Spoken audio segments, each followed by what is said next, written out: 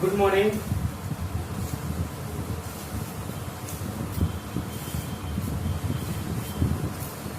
Biology की online class में lesson number 7 वाष्पोत्सर्जन का आज सेकंड पीरियड पढ़ेंगे और आज का टॉपिक होगा रंध्र की संरचना।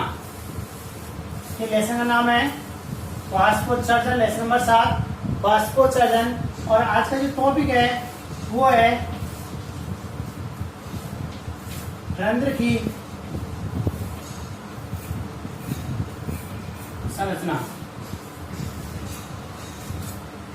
कल की लास्ट क्लास अपन ने ली थी और लास्ट क्लास में वाष्पोत्सर्जन के प्रकार पढ़े थे कि वाष्पोत्सर्जन किस प्रकार से संपन्न होता है, किन किन पाठों में किन किन भागों से वाष्पोत्सर्जन क्रिया होती है। इसका अध्ययन अपन ने लास्ट क्लास में कर चुके हैं। आज अपन पढ़ेंगे रंध्र की संरचना। सबसे पहली बात मैं ये बता दूं कि लास्ट क्लास में आपने अध्ययन किया था और उसके अकॉर्डिंग अपन ये माने कि अपने पास जो रंध्र होते हैं ना, ये सबसे ज्यादा रंध्र कहाँ पाए जाते हैं? ये सबसे ज्यादा रंध्र पाए जाते हैं पत्तियों पर। कहाँ पाए जाते हैं? सबसे ज्यादा रंध्र पाए जाते हैं पत्तियों पर। और अपने पास जब पत्तियां होती है ना, ये जो पत्तियां होती हैं, इन पत्तियों में वाष्पोत्सर्जन सबसे अधिक होता है।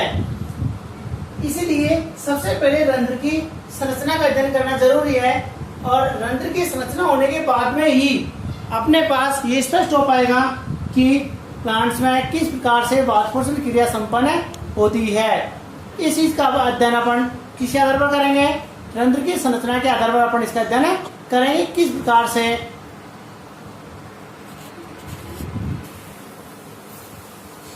ये जो रंध्र की संरचना पर पढ़े थे।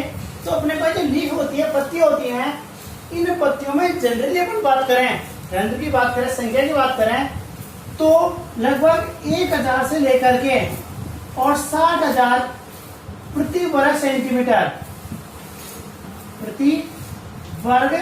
सेंटीमीटर के हिसाब से रंध्रों की संख्या पाई जा सकती है।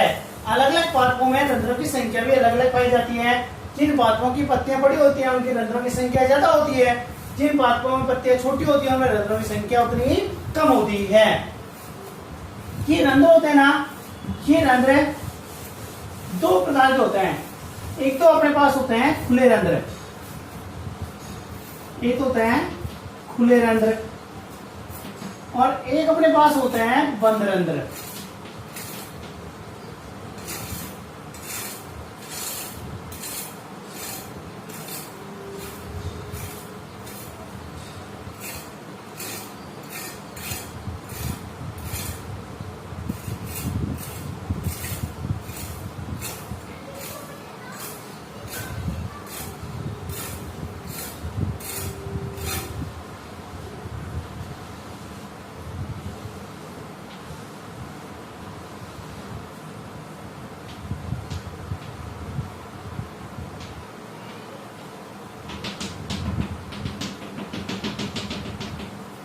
ये वाली जो कोशिकाएं होती है ना, इनको हम बोलते हैं द्वार कोशिकाएं। क्या कहते हैं? इन्हें कहते हैं द्वार कोशिकाएं। ये नहीं कहते हैं गार्ड सेल, गार्ड कोशिकाएं। ये वाले होते हैं, इनको हम कहते हैं सहायक कोशिकाएं।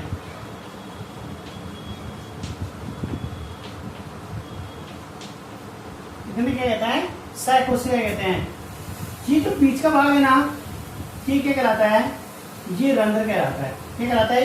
ये रंध्र कहलाता है। ये तो अपने पास कौन से हुए? खुले रंध्र की बात हुई। और अपन बंद रंध्र की बात करें तो जो बंद रंध्र होता है ना,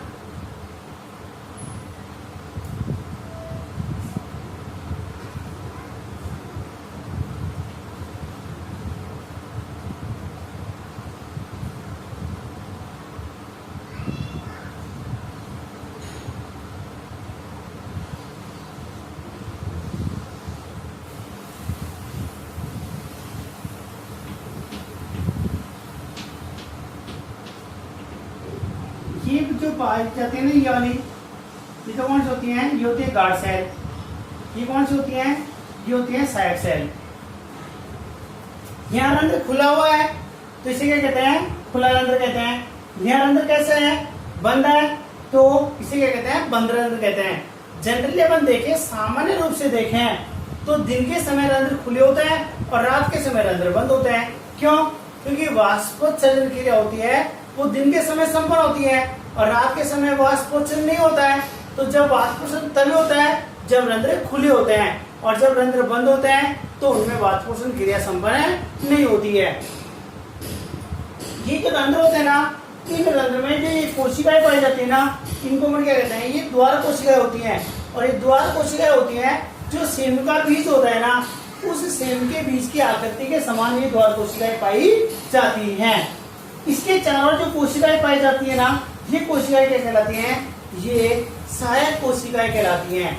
जब इनमें रंध्र खुलने की क्रिया होती है तो क्या होता है कि इन द्वार कोशिकाओं में जो पानी होता है, विलय होता है, वो इन सहायक कोशिकाओं से इन गाढ़ कोशिकाओं में, द्वार कोशिकाओं में आ जाता है। जैसे ही द्वार कोशिकाओं में आता है तो ये द्वार कोशिकाएं स्फीत हो जाती हैं और स्फीत होते ही रंध्र खुल जाता है। लेकिन जैसे ही रात के समय होती है तो इनमें प्राथमिक युग्मन अंदर आ जाता है और पानी बाहर निकलता है। तो इस समय जो सहायक कोशिका होती है, इन सहायक कोशिकाओं से द्वार कोशिकाओं में पानी नहीं आ पाता है, जिसके कारण ये सलतावस्था में रहती है। या फिर ऐसे कहें कि रात के समय क्या होता है, कभी पढ़ेंगे खुलने और बंद होने की क्रिया विधि पढ़ेंगे, वहाँ कुछ शर्करा सिद्धांत है, कुछ केपलासान के सिद्धांत है। अपन ये माने कि रात के समय क्या होता है कि इन द्वार कोशिकाओं से पानी होता है ना, वो कहाँ चला जाता है? सहायक कोशिकाओं में चले जाता है, जिसके कारण ये सलतावस्था में आ जाती है और सलतावस्था में आने के कारण रंध्र बंद हो जाते हैं। इस प्रकार से रंध्र खुलता है और इस प्रकार से रंध्र बंद होता है। तो जनरल बात हुई। ये द्वार कोशिकाएं होती है ना, इन द्वार कोशिकाओं में जो आंतरिक भित्ति होती है ना, ये काफी कठोर होती है, प्रत्यास्थ होती है, जबकि ऊपरी भित्ति होती है ना, ये कैसी होती है? ये सॉफ्ट होती है और मुलायम होती है। ये कहलाती है रंध्र की संरचना। पॉइंट डालिए सबसे पहले रंध्र की संरचना। सबसे पहले पॉइंट डालिए रंध्र की संरचना।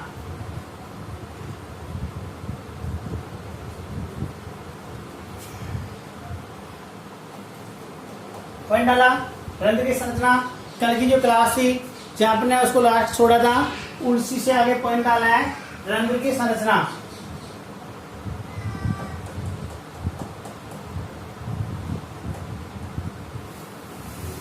और रंध्र की संरचना में पहले दोनों डायग्राम बना लीजिएगा, फिर मैं इसको मिटा के इसकी थ्योरी लिखूंगा।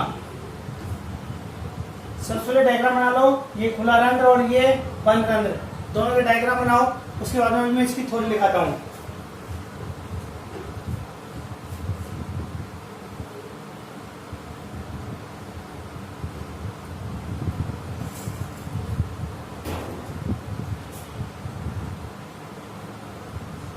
ध्यान रखिएगा कि रंध्र खुला है तो खुला हुआ बनाए।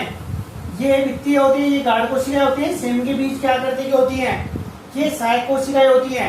इनमें ये जो बिंदी से लग रही है ना, ये आपको हरितलौक, ये हरितलौक होते हैं। ये हरितलौक पाए जाते हैं द्वार कोशिकाओं में, ध्यान रखिएगा। ये इसकी द्वार कोशिका हो गई, ये इसकी द्वार कोशिका हो गई, ये इसकी सहायक कोशिका हो गई, ये इस वाले सहायक कोशिका हो गई। सेम है दोनों में, डायग्राम बनाएंगे।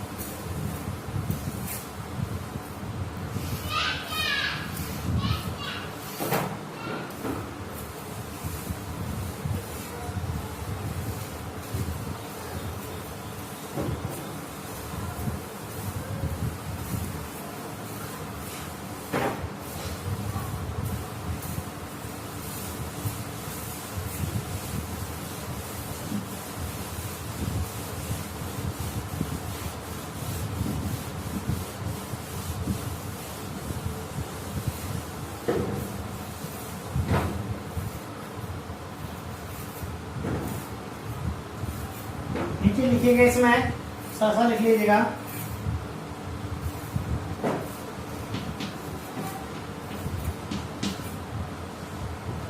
पत्तियों व तनों की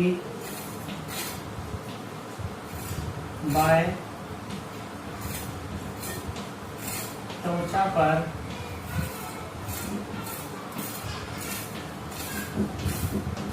पाए जाने वाले बाह्य त्वचा पर पाए जाने वाले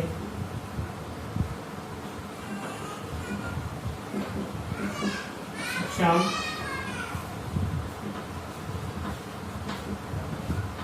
छिद्रनुमा संरचना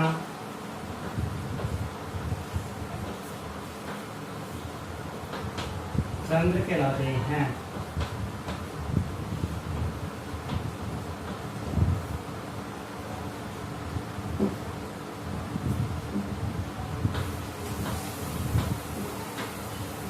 ये रंध्र पत्तियों, कोमल तनों,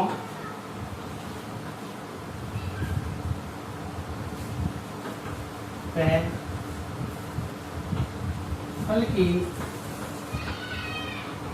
सतह पर भी उपस्थित होते हैं। अपन जनरली कहते हैं सबसे ज्यादा कहाँ पाया जाता है, स्पष्ट रूप से कहाँ देखे जा सकते हैं, पत्ती पर देखे जा सकते हैं। इसके अतिरिक्त ये कोमल तने होते हैं, उनकी सतह पर पाए जाते हैं। फ्रूट्स होते हैं, फ्रूट्स पर भी पाए जाते हैं।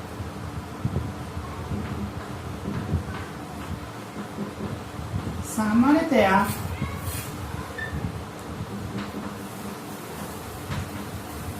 पत्तियों में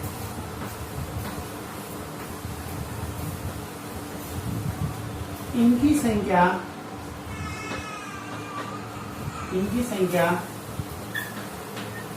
1000 से 60,000 प्रति वर्ग सेंटीमीटर हो सकती है। मैंने पहले बताया कि जनरली इनकी संख्या होती है, कितनी होती है, 1000 से लेकर के 60,000 के आसपास इनकी संख्या हो सकती है। और जो रंध्रों का आकार होता है ये 3 म्यू से 11 म्यू तक हो सकता है।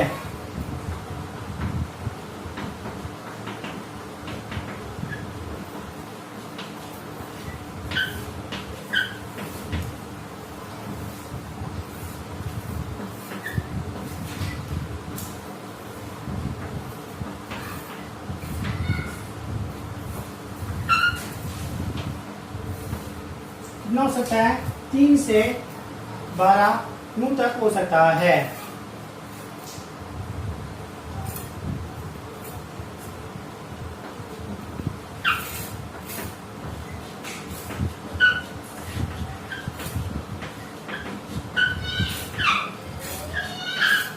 ये रंध्र होते हैं ना, ये सेम के बीच की आकृति वाली कोशिकाओं से घिरे होते हैं,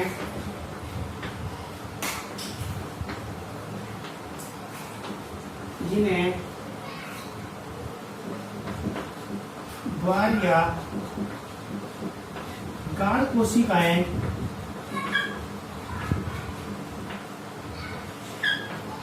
कहते हैं। द्वार या गाढ़ कोशिकाएं कहते हैं। यहाँ तक इसको नोट करो। डायग्राम बनाया था, उस डायग्राम में नीचे इनको नोट कीजिएगा।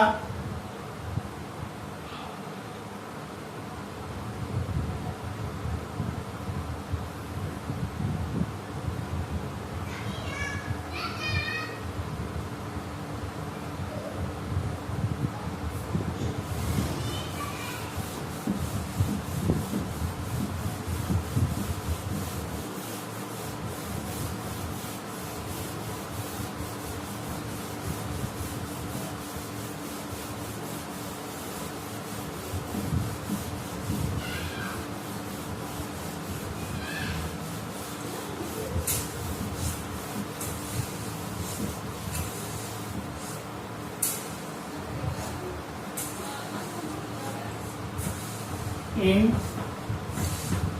द्वार कोशिकाओं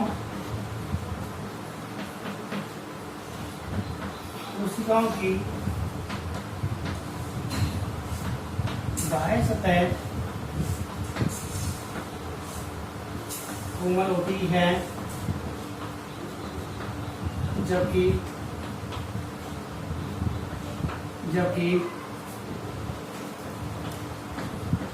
अंतर्वृत्ति मोटी व प्रत्यास्थ होती है। ऐसी होती है जो इसकी जो सेल के बीच के आकार की द्वार कोशिकाएं थी, इन द्वार कोशिकाओं में जो बाह्यवृत्ति थी ना, ये बाह्यवृत्ति कैसी होती है? कोमल होती है, सॉफ्ट होती है। और जो आंतरिक वृत्ति होती है ना, वो कैसी होती है? काफी कठोर होती है।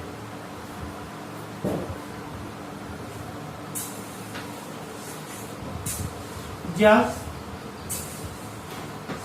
ये द्वार कोशिकाएं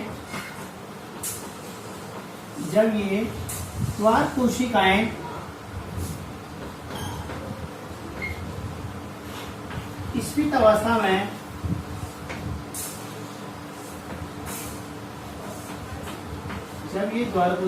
स्फीत अवस्था में होती हैं तो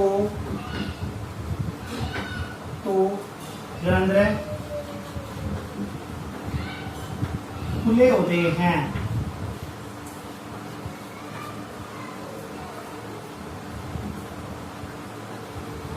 जब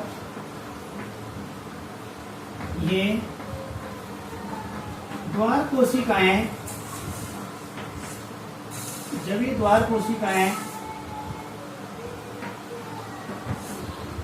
स्थिर अवस्था में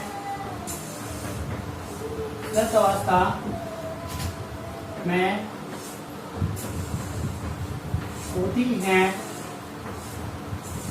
तो रंध्र बंद होते हैं। अभी मैंने डायग्राम में आपको बताया था कि जब द्वार कोशिकाओं में पानी जब सहायक कोशिकाओं से पानी द्वार कोशिकाओं में आता है तो द्वार कोशिकाएं कैसी होती हैं? स्फीत अवस्था में आएंगे और स्फीत अवस्था में रंध्र क्या हो जाएंगे? खुल जाएंगे। लेकिन जैसे ही ये जो द्वार कोशिकाएं होती हैं ये स्लत अवस्था में होती हैं, तो स्लत अवस्था में होने के कारण जो रंध्र होते हैं ना, ये क्या कहते हैं? बंद हो जाते हैं।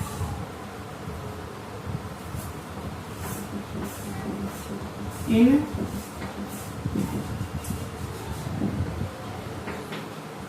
द्वार कोशिकाओं में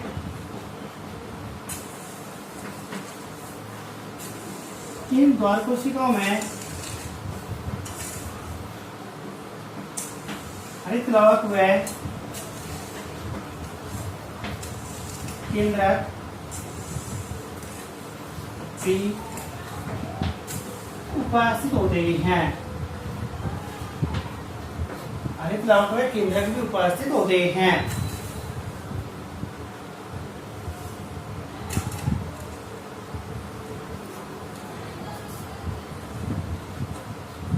इन द्वार कोशिकाओं के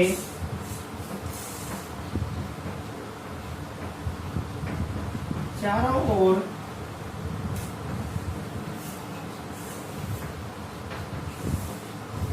पाए जाने वाली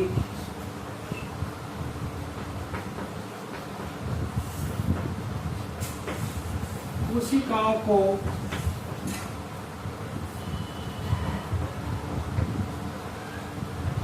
सहायक कोशिकाएं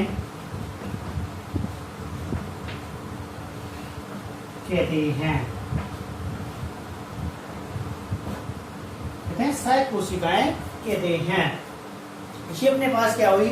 ये रंध्र की संरचना होती है। ये आपको डायग्राम बना दिया और डायग्राम बनाने के साथ में इसकी नीचे साथ में इसकी मैंने साथ में थ्योरी लिखा दी है, जिससे आपको लिखने में असुविधा नहीं हो। कंप्लीट, रंध्र की संरचना कंप्लीट हो गई। अब हम पढ़ते हैं रंध्र के प्रकार।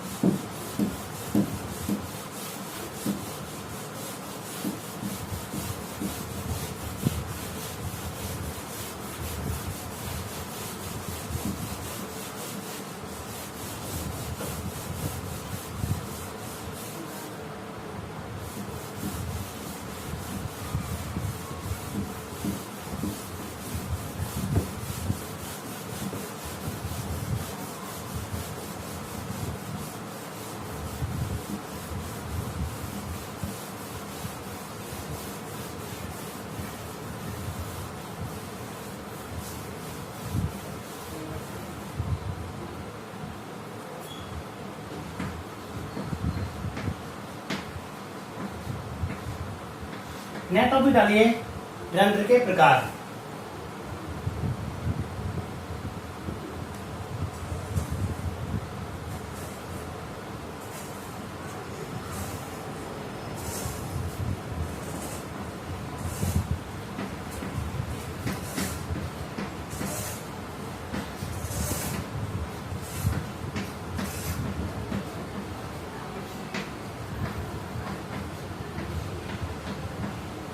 नंबर 1 अधोरंध्री। इसमें लिखिएगा सबसे पहले पॉइंट डालिए रंध्र के प्रकार,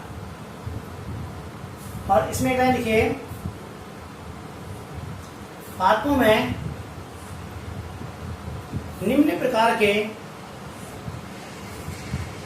रंध्र पाए जाते हैं। पादपों में निम्न प्रकार के रंध्र पाए जाते हैं।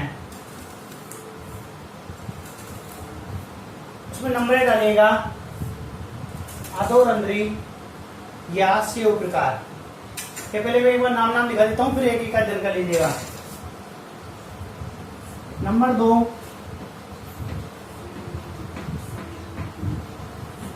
उभयरंध्री या जई प्रकार।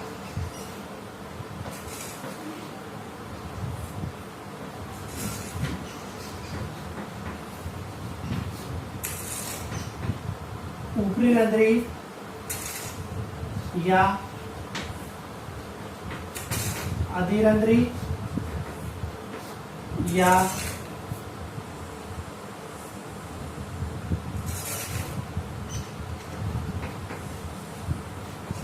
वाटर लिली या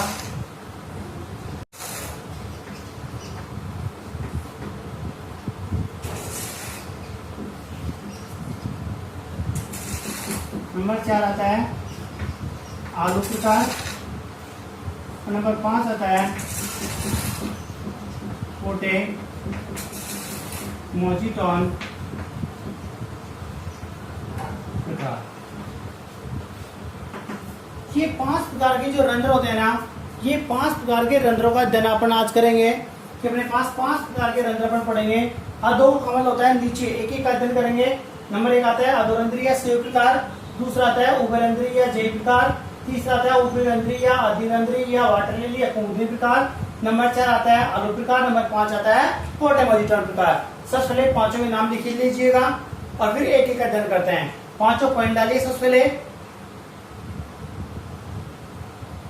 डालिए 5 पॉइंट्स। उसमें नंबर 1 डालिएगा अधोरंध्री या सेव प्रकार।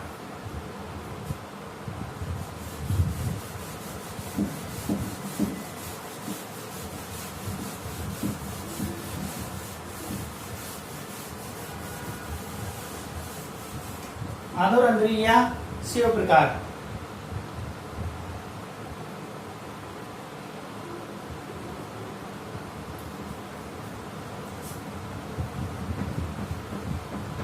ये रंध्र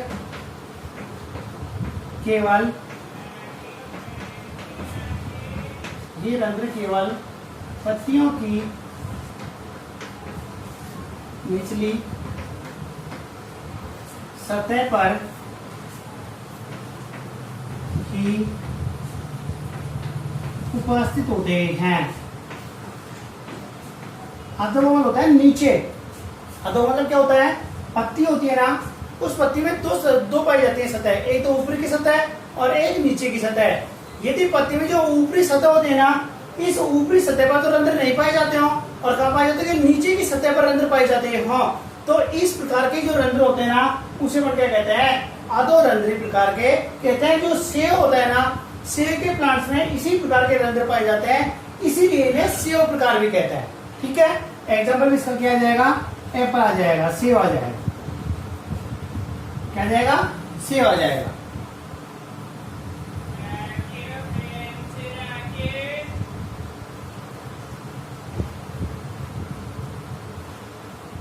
ठीक है, नंबर 2। और जनरली अपन देखते हैं ना, सामान्यतया जो द्विबीजपत्री प्लांट्स होते हैं, द्विबीजपत्री प्लांट्स होते हैं, उनमें ज्यादातर इसी प्रकार के पाए जाते हैं। नंबर 2 पढ़ने के लिखा था उभयरंध्री। या J प्रकार। उभय का मतलब क्या होता है? कॉमन। उभय का मतलब दोनों, जिसमें ऊपरी सतह पाए जाते हैं और निचली सतह पाए जाते हैं, दोनों सतह पर रंध्र पाए जाते हैं, क्या कहलाते हैं? उभयरंध्री कहलाते हैं। ये रंध्र पत्तियों की दोनों सतह पर उपस्थित होते हैं।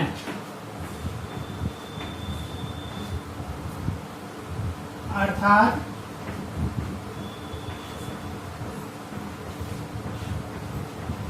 ऊपरी सतह व निचली सतह पर पाए जाते हैं। एग्जाम्पल, जय एक बीजपत्री जो प्लांट्स होते हैं ना, एक बीजपत्री पादपों में इसी प्रकार के रंध्र देखे जा सकते हैं। मक्का है,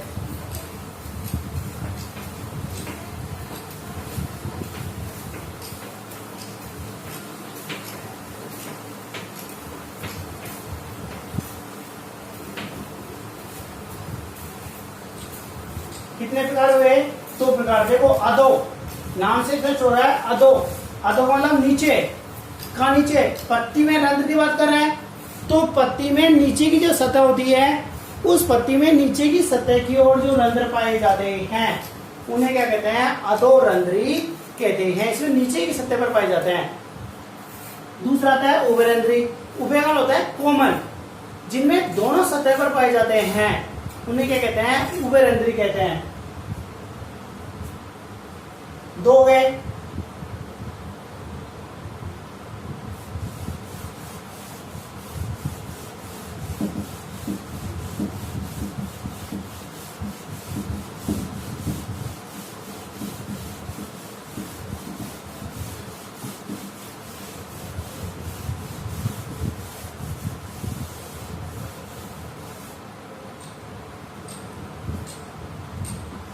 तीसरा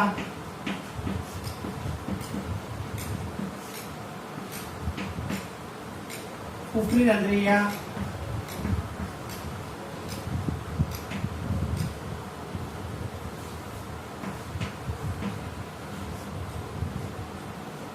कुमुदनी या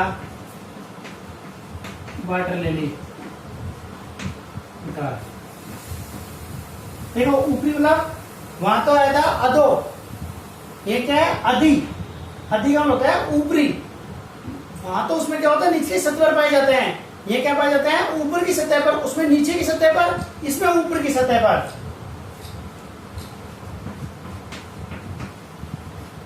ये रंध्र पत्तियों में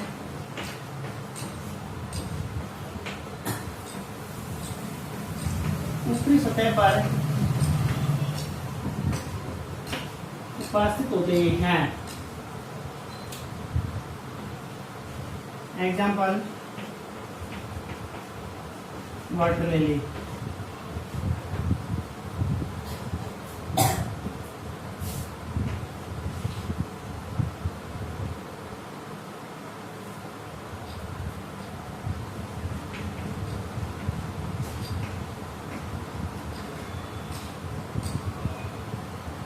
नंबर 4 आता है आलू प्रकार।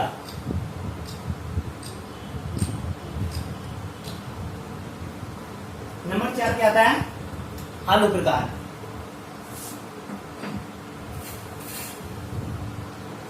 तीन हो गए। नंबर 4 डालिए आलू प्रकार।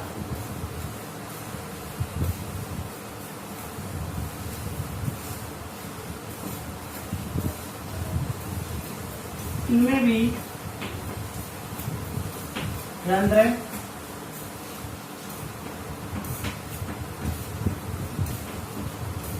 पत्तियों की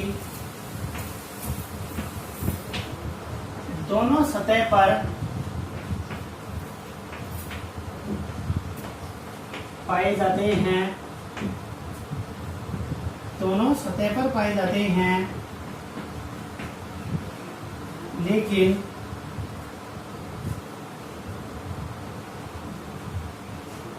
ऊपरी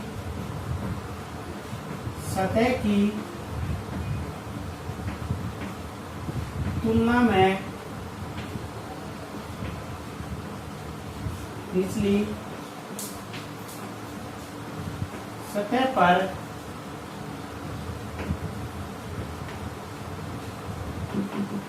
अधिक रंध्र पाए जाते हैं। एग्जाम्पल आलू।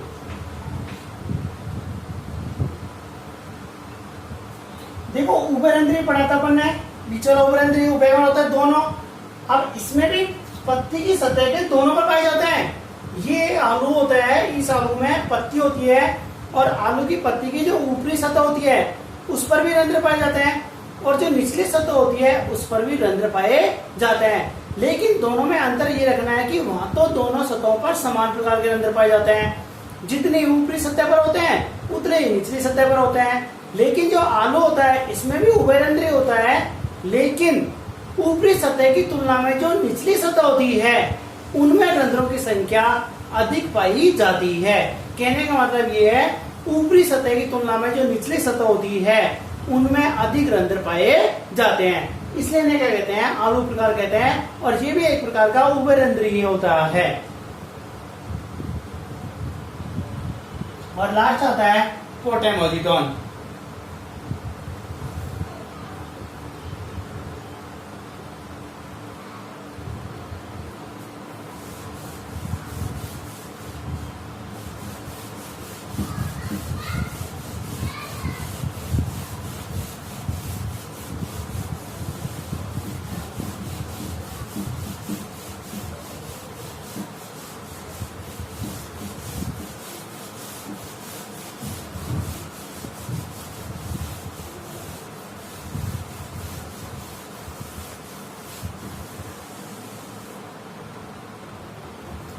पांचवा आता है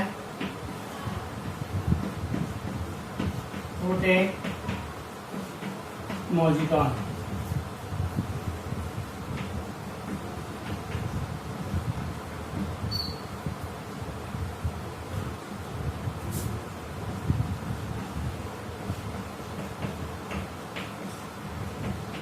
कुछ पादपों में रंध्र अनुपस्थित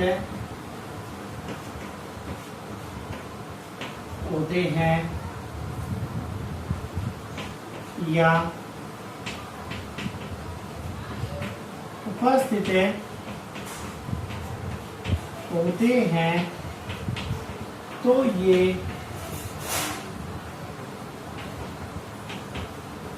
क्रियाशील नहीं होते हैं। देखो कोटेमोजिटोन अपन बात किसी कर रहे हैं, वाष्पोत्सर्जन की। और वाष्पोत्सर्जन पानी का वाष्प रूप में बाहर निकलना और पानी का अवशोषण करना। कोटेमोजिटोन जहां भी आए, देखो रंध्र एब्सेंट, जिनका वाष्पोत्सर्जन से कोई संबंध नहीं होता है, या फिर रंध्र या तो एब्सेंट ही होंगे और ये प्रेजेंट भी होंगे तो कैसे होंगे, ये क्रियाशील नहीं होते, कार्यहीन होते हैं। क्यों? जो जल प्लांट्स होते हैं ना,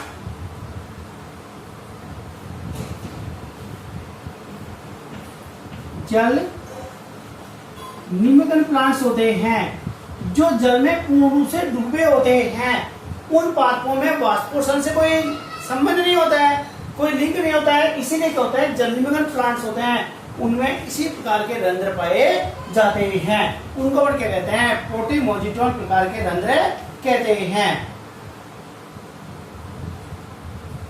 ये 5 प्रकार के रंध्र आपके हो गए।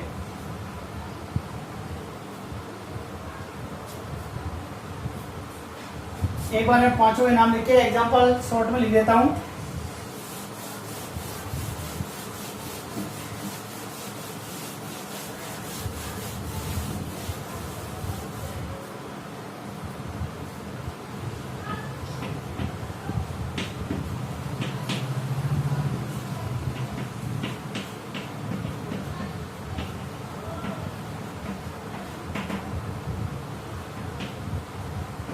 रंध्र केवल निचली सतह पर उपस्थित। Example save. शॉर्ट में लिख रहा हूं मैं सबको।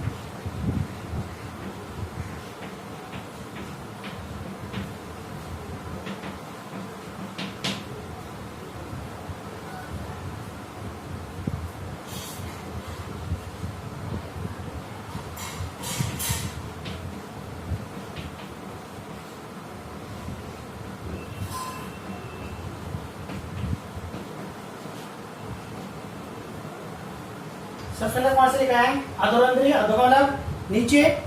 नीचे वाला क्या होता है? जो पत्ती होती है, पत्ती की जो निचली सतह होती है, उस निचली सतह पर क्या पाए जाते हैं? रंध्र पाए जाते हैं। किसमें? एग्जाम्पल में। और जो डाइकोट प्लांट्स होते हैं उनमें इसी प्रकार के रंध्र पाए जाते हैं। नंबर 2 आता है उभयरंध्री या जैव प्रकार के। उभय वाला दोनों, इसमें दोनों सतहों पर रंध्र उपस्थित होते हैं।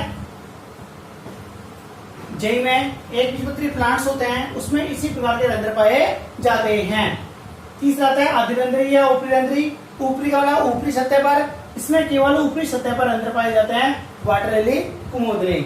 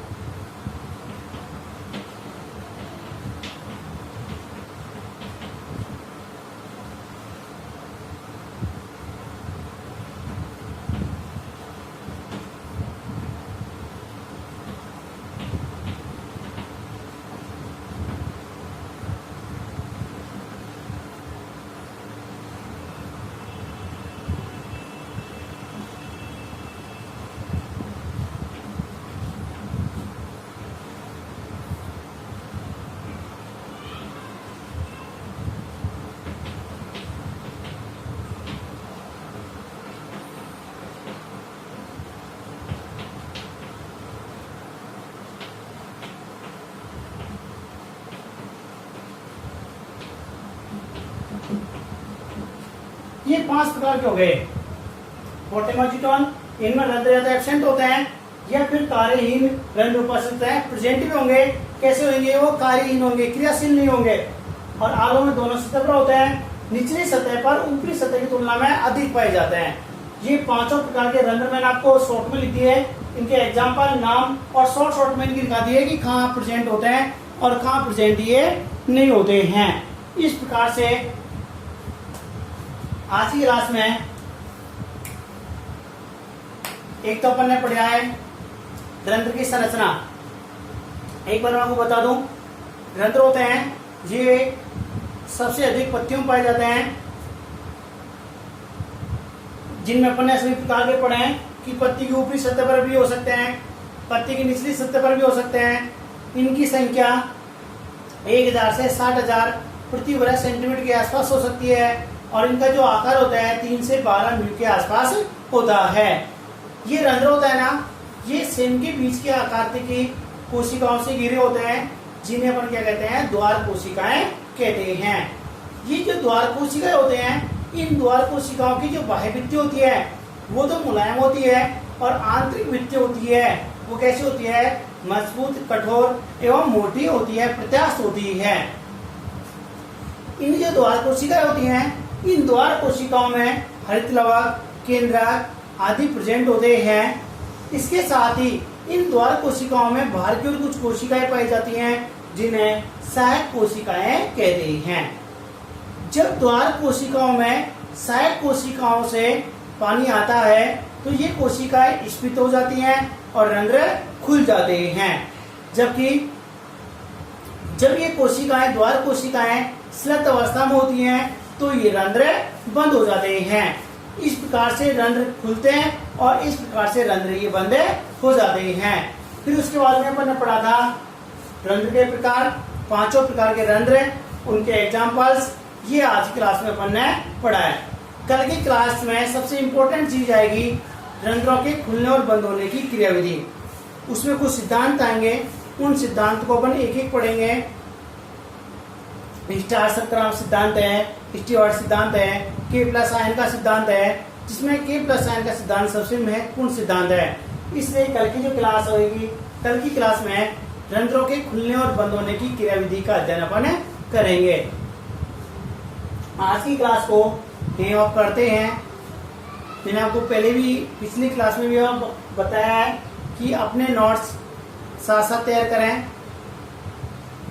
अभी कोरोना महामारी के कारण स्कूल नहीं खुलने की डेट 31 अगस्त तक हो चुकी है, मतलब 31 अगस्त तक अभी स्कूल खुलने की कोई संभावना नहीं है। इसलिए आप लोग अपने नोटबुक में नोट्स तैयार कीजिए, आप किसी प्रकार की लापरवाही नहीं करें, क्योंकि स्कूल खुलने के बाद आपके पास टाइम बहुत कम बचेगा और आपके पास इतना भी टाइम नहीं बच पाएगा कि आप अपने पूरे स्टडी को मेंटेन कर सको। इसलिए जितने लेसन आपके हो जाते हैं उन लेसनों को कंप्लीट करके रखिएगा। आपकी physics, chemistry, biology online class चल रही है, सभी क्लासेस कंटिन्यू चल रही हैं, सबके नोट्स आपको अवेलेबल हो रहे हैं। इसलिए आप लोग अपने नोट्स साथ साथ तैयार करते जाएं और किसी प्रकार की प्रॉब्लम्स आती है उसके लिए अपने ग्रुप में आप शेयर कर सकते हैं।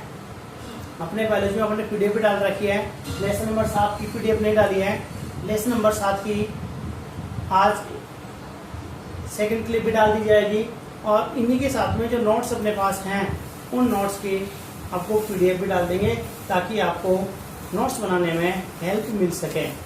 इस प्रकार से आज की जो क्लास है, आज की क्लास को यहीं ऑफ करते हैं।